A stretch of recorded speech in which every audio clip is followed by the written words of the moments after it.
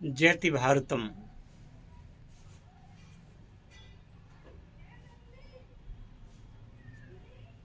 हमारे भारत के लोगों में एक बुरी आदत आती जा रही है। क्या है वो बुरी आदत? आइए जानते हैं।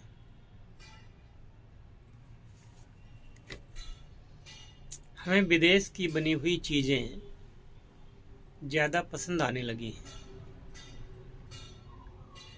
भारत में बनी हुई अच्छी चीज़ें भी अच्छी नहीं लगती और विदेश की बनी हुई चीज़ें ज़्यादा अच्छी लगती, जिसका लाभ उठा करके वो विदेशी लोग क्या गुल खिला रहे हैं, आइए नज़र डालते हैं। आपको मार्केट में एक ऐसी भी दुकानें मिलेंगी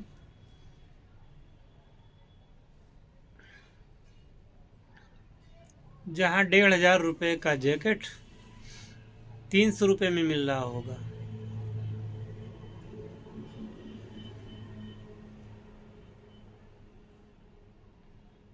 ₹5000 वाला कोट 500 रुपये में मिल रहा होगा। जो पैंट की कीमत 1000 बन रही है तो वो पैंट आपको 100 रुपये में मिल रहा होगा। 5000 वाला जूता वहाँ पर 1000 में मिल जाएगा, वो भी अच्छी कंडीशन में।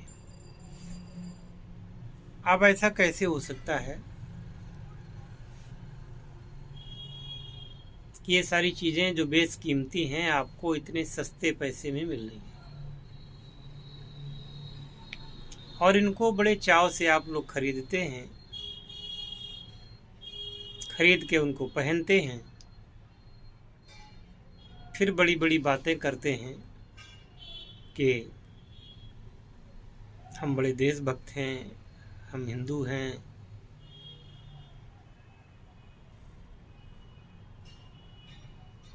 बहुत सारे रेडीमेड गारमेंट जो विदेश से आते हैं, अमेरिका, सऊदी अरब जैसी गल्फ़ कंट्रीज़ से। गल्फ़ कंट्रीज़ में एक बात है, खाड़ी देशों में वहाँ पर धूल ज़्यादा नहीं होती। जहाँ पे तेल के कुएं हैं उन इलाकों में धूल कम होती है और चूँकि वहाँ पानी की थोड़ी सी व्यवस्था नहीं होती है तो पानी वहाँ पर महंगा है।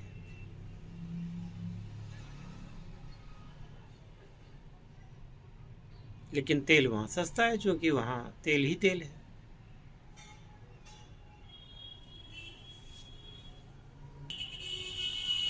वहाँ से तेल भारत को आयात किया जाता है।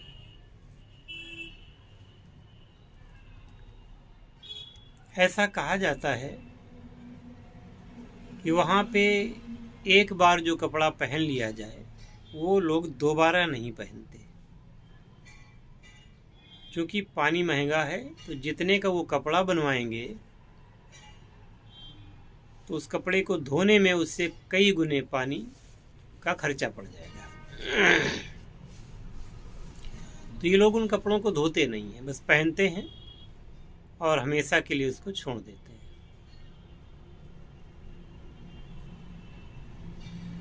वहाँ पर चूंकि धूल की समस्या नहीं है, इसलिए वहाँ कपड़े भी जल्दी गंदे नहीं होते और जब गंदे हो जाते हैं तो कपड़ों को छोड़ दिया जाता है।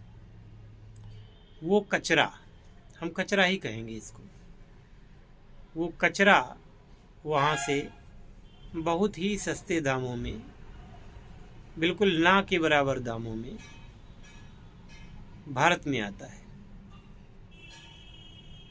और वो भारत में वो कपड़े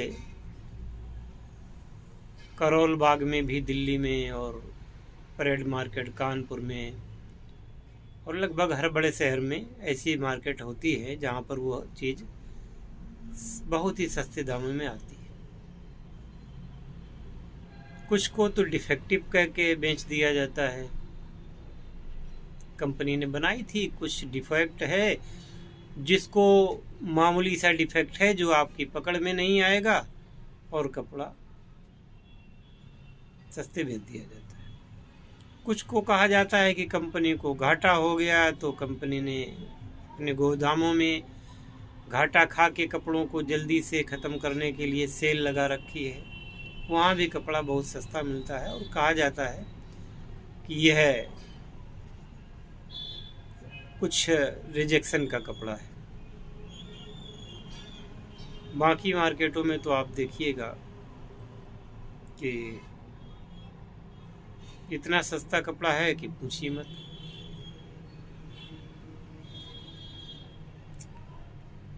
तो इस प्रकार से, अच्छा, इसमें गरीब आदमी ही नहीं, इन कपड़ों को, चूंकि अच्छे भी कपड़े होते हैं देखने में, तो इन कपड़ों के बड़े बड़े लोग ग्राहक होते हैं। वो लोग ये कह करके ये चीज़ें खरीद के ले जाते हैं कि घर के नौकर को देनी है, और पहनते वो खुद है। तो ये विदेशी कचरे को आप पहन करके गौरवान्वित महसूस करते हैं, अपने आप को होशियार महसूस करते हैं। लेकिन आप दूसरों की उतरन, दूसरों की जूठन, वही अपने आप में यूज कर रहे होते हैं।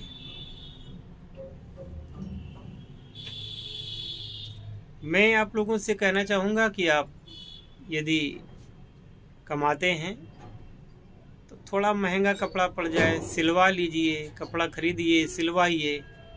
हो सकता है कि सिलवाने वाला कपड़ा उतना सुंदर ना बना हो, या उसकी डिजाइन अच्छी ना हो, चलेगा, लेकिन आप उतरन पहनने के लिए पैदा नहीं हुए हैं।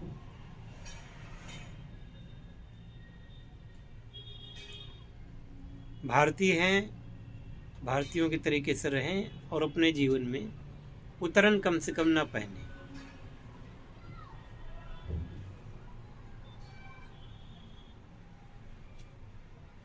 हम विश्व को देने वाले हैं, हम विश्व के कचरे को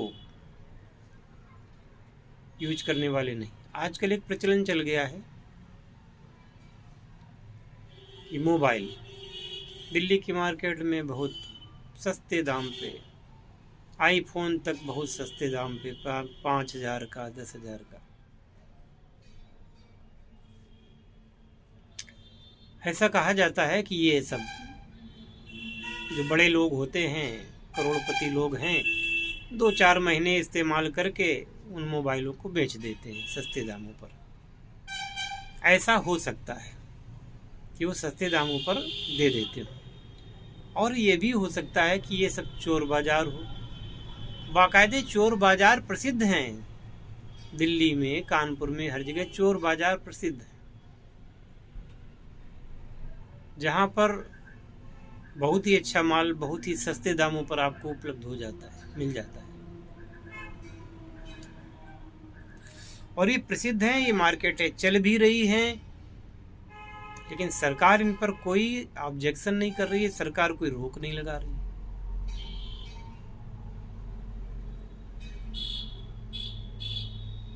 चोर बाजारें हर शहरों में, बड़े बड़े शहरों में चल रही हैं, कोई रोक नहीं है। आए दिन आप क्राइम की कहानियों में पढ़ते होंगे, सुनते होंगे, वीडियो देखते होंगे, गाड़ियाँ चोरी गई और वो जा करके आधे घंटे में उसका एक एक पुर्जा अलग। अब आप कैसे पहचानेंगे? अभी योगी सरकार ने एक ऐसे ही व्यक्ति को पकड़ करके जेल में डाला, जो 30 वर्षों से ये काम कर रहा था। कितने करोड़ का उसने जो है देश को नुकसान पहुंचाया होगा। आज तक किसी ने कार्रवाई नहीं की उनके ऊपर।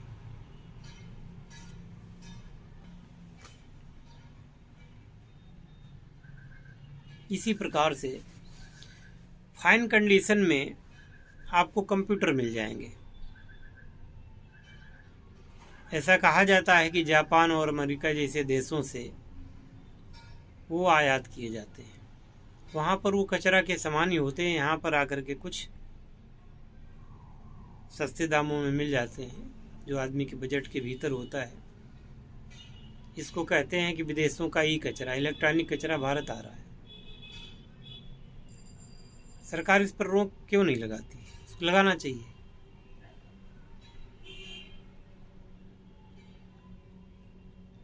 इसी प्रकार से चाइना से बहुत सारा ऐसा माल आ रहा है, आज भी आ रहा है। कहते हैं कि रोक लगाई गई, लेकिन आज भी आ रहा है।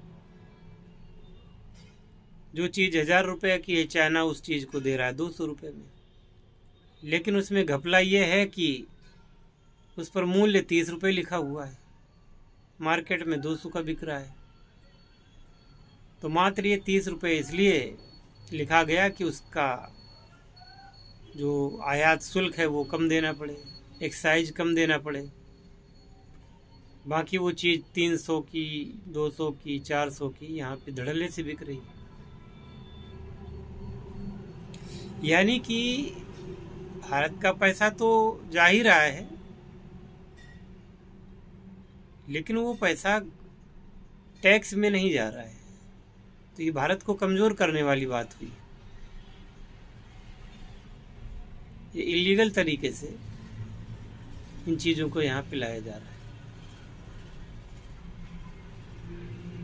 तो केवल हिंदुत्व की बात करने से बेहतर है कि हम बात ये भी करें कि इस देश को कमज़ोर कर कौन रहा है, उसका पता लगाएं और देश को कमज़ोर करने वालों के खिलाफ उचित कार्रवाई हो। जय हिंद, जय भारत, वंदे मातरम।